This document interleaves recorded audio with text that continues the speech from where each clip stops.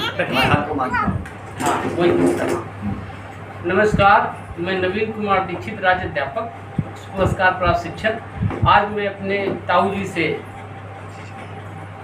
आशीर्वाद लेने के लिए उनके आवास पर, निज निवास पर पधारा, जहाँ पर ताऊ जी ने मैं अवगत हुआ कि हमारे ताऊ जी ने गोपाल दास नीरज सर के साथ, सोम ठाकुर जी के साथ कविताएं कही है, और ये भी बताया कि आज के 50 साल पूर्व की स्थिति क्या थी बेसिक शिक्षा विभाग की। आप 91 वर्षीय श्री गिरिजा शंकर दीक्षित उर्फ गिरिजेश कविवर जी से उन्हीं की जुबानी सुनिए। धन्यवाद। कब वो संयुक्त मोर्चा।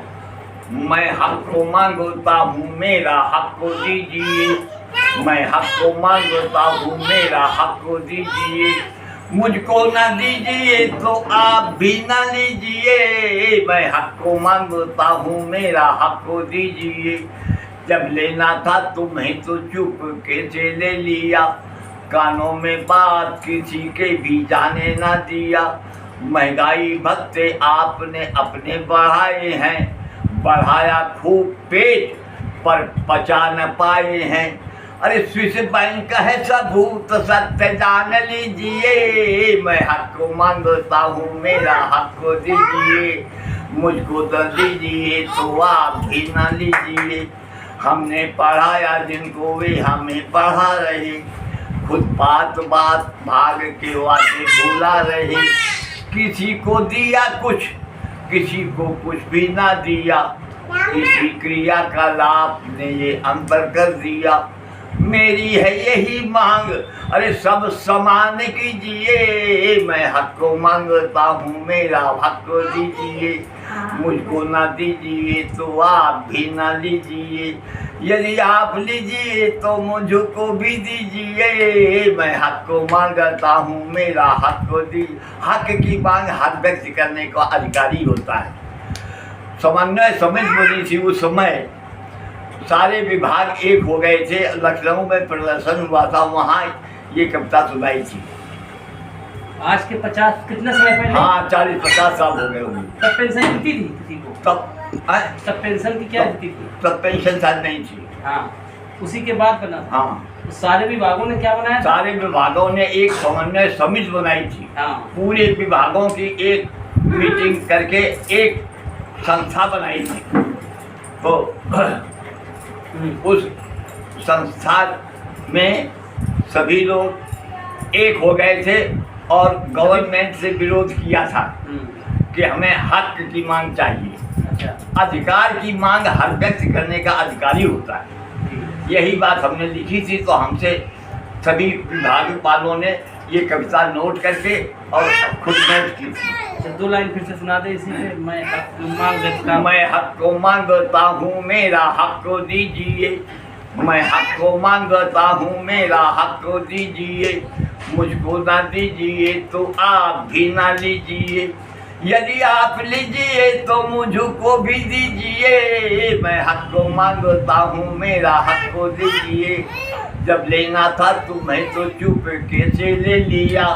कानों में बात किसी के भी जाने ना दिया। महंगाई भत्ते आपने अपने बढ़ाए हैं। बढ़ाया खूब पेट पर पचा न पाए हैं। स्विस बैंक है सबूत सत्य जान लीजिए। मैं हक को मांगता हूँ, मेरा हक को दीजिए। मुझको ना दीजिए तो आप भी ना लीजिए। मुझको ना दीजिए तो आप भी ना लीजिए।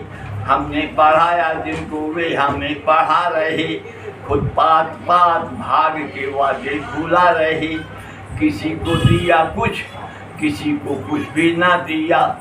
इसी क्रिया का लाभ ने अंतर कर दिया। अरे मेरी है यही मांग, सब समान कीजिए। मैं हक को मांगता हूँ, मेरा हक दीजिए। मुझको ना दीजिए तो आप भी ना लीजिए। यदि आप लीजिए तो मुझको भी दीजिए। मैं हक को मांगता हूँ, मेरा हक को दीजिए। ये है मेरे ताऊ जी श्री गिरिजा शंकर दीक्षित उर्फ गिरिजेश, जो कि गोपाल दास नीरज जी के साथ मंच शेयर करते थे। और इस कविता को इन्होंने लगभग 50 वर्ष पूर्व, जब सभी विभागों ने मिलकर एक समन्वय समिति बनाई थी, और उस समिति में तब पेंशन की मांग उठी थी, आज के 50 साल पहले। उस समय की बात बता रहे हैं। आज इनकी एज है 91 वर्ष, और आज ये संदेश दे रहे हैं कि तब सारे विभाग एक हो जाया करते थे। आज हम अपने विभाग को एक करने में लगे हुए हैं, जिससे हमारे विभाग के सारे संगठन एक हों और एक मांग कर सकें टीईटी जैसी। धन्यवाद। मैं नवीन दीक्षित, राज्य अध्यापक पुरस्कार शिक्षक प्राप्त शिक्षक, रूरा कानपुर देहात, उत्तर प्रदेश से। इस समय मैं रनिया में हूँ, माधवर रोड पर बैठा हूँ श्री विजय शंकर दीक्षित जी के आवास पर, जो कि रनिया से मैथा रोड पर 150 मीटर अंदर चलने पर उनका आवास है।